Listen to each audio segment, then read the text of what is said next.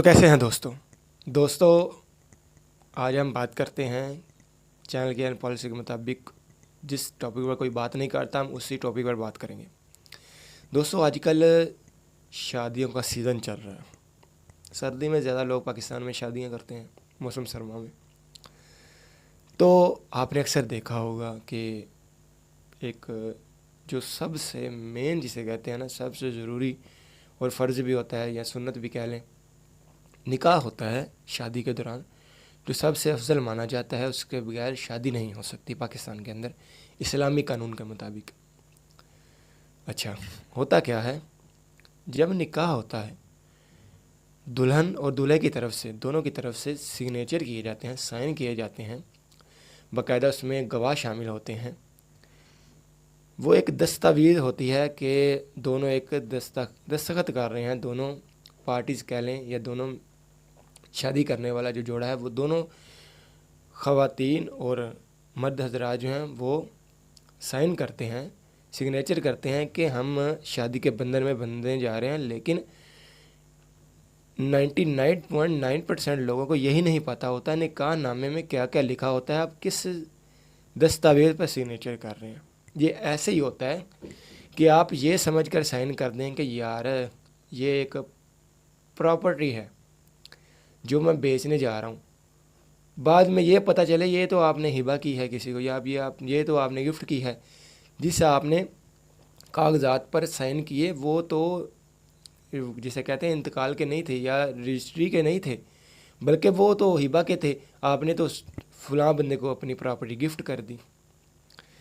कहने का मेरा मकसद, मिसाल देने का ये है कि आपको पहले समझना चाहिए कि आप सिग्नेचर किस पर कर रहे हैं।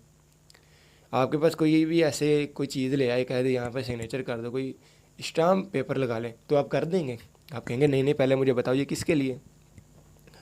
आप 100 तरह के सवाल करते हैं।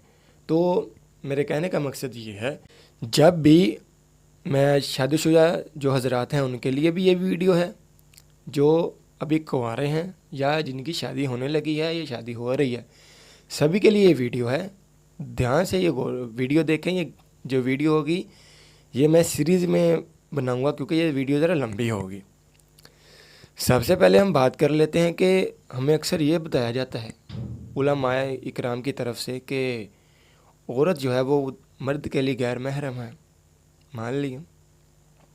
लेकिन कभी ये नहीं बताया गया कि यार शादी से पहले गैर महरम है, बाद में वो आपके लिए गैर महरम नहीं रहेगी, महरम हो जाएगी।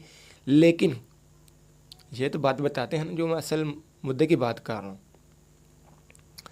कहते तो ये हैं कि गैर महरम अगर औरत है मर्द के लिए तो उसकी आवाज़ भी शरई लिहाज से मर्द के कानों तक नहीं पहुंचनी चाहिए, पर्दा करना चाहिए।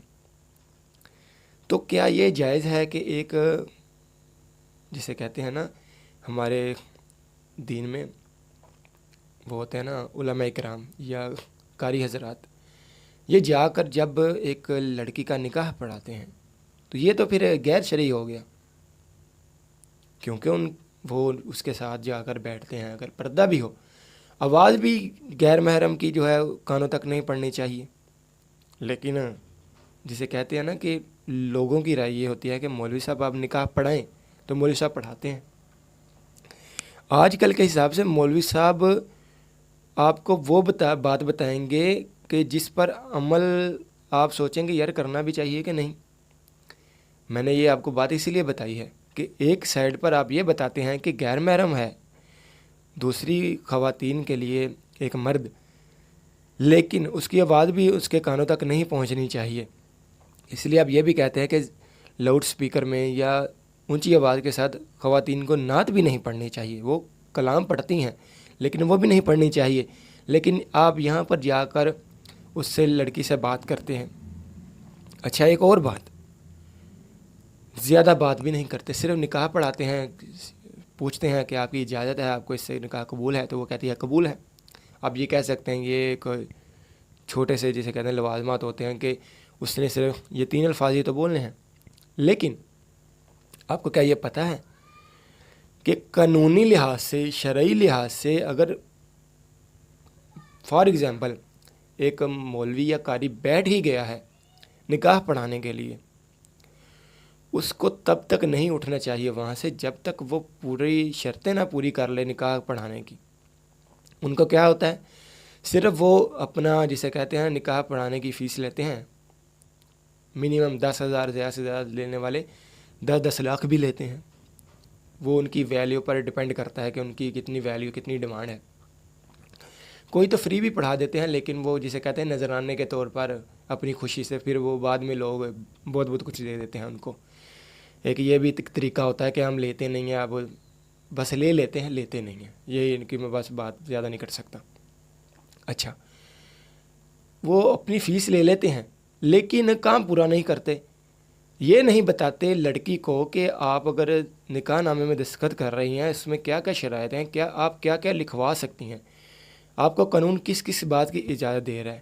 لڑکے کو یہ نہیں کہا جاتا۔ ہاں، لڑکے کو شرمندہ کرنے کے لیے، اس کو ہیوملیشن یا بے عزتی اس کی کرنے کے لیے یہ کہہ دیا جاتا ہے اس کے کان میں، کلمے بھی آتے ہیں کہ نہیں آتے، یا پنجابی میں جسے کہتے ہیں نا، وہ کان میں آ کے قاری کہے گا وہ کلمے بھی ہوندے ہی کہ نہیں، یعنی کہ اس کو شرمندہ کیا جائے گا۔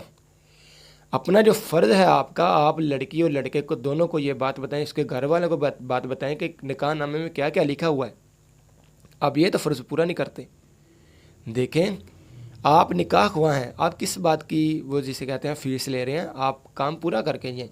آپ دونوں کو بات بتائیں یا دونوں کو یہ بتائیں کہ نکاح نامے میں کیا کیا لکھا ہوا ہے، لیکن وہ نہیں بتائیں گے۔ اور اب غیر محرم یا غیر شرعی کی بحث سے ہم آگے آ جاتے ہیں۔ تو کہنے کا مقصد یہ ہے کہ جو مولوی ہوتا ہے، نکاح خواہ ہوتا ہے، وہ اپنی فیس لیتا ہے اور غائب ہو جاتا ہے۔ بعد میں نکاح ان کے ہاتھ میں پکڑا دیتا ہے، وہ بھی پکڑ کر اور اس کو حفاظت کے ساتھ جہاں بھی سنبھالنا ہوتا ہے سنبھال لیتے ہیں۔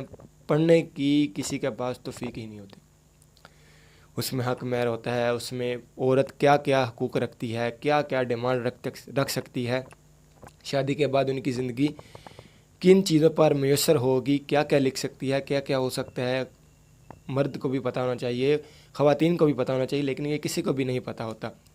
ہم یہ اگلی ویڈیو میں بات کریں گے کہ کون کون سی ایسی شرائط ہوتی ہیں جو آپ کو جاننا ضروری ہیں، آپ کے لیے جاننا ضروری ہیں، اور یہ چھوٹے بچے جو ہیں ان کو تو نہیں پتہ ہونی چاہیے، لیکن اگر آپ کی عمر 18 سال ہے یا 18 سال سے زیادہ ہے اور آپ شادی شدہ ہیں یا شادی کے قریب ہیں یا شادی ہو چکی ہے، تو یہ ویڈیو سبھی کے لیے ہے۔ تو دوستو، آپ سے یہ میری گزارش ہے کہ آپ زیادہ سے زیادہ دوستوں تک یہ ویڈیو شیئر کریں، اور اگر آپ کو یہ ویڈیو پسند ہے تو لائک اور شیئر ضرور کیجئے گا۔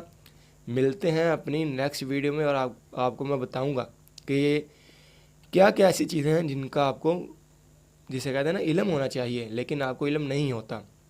آپ چپ کر کے نکاح نامے میں دستخط کر دیتے ہیں اور پتہ ہی نہیں ہوتا کہ آپ نے کس چیز پر دستخط کیے ہیں۔ ملتے ہیں اگلی ویڈیو میں دوستوں، اللہ حافظ۔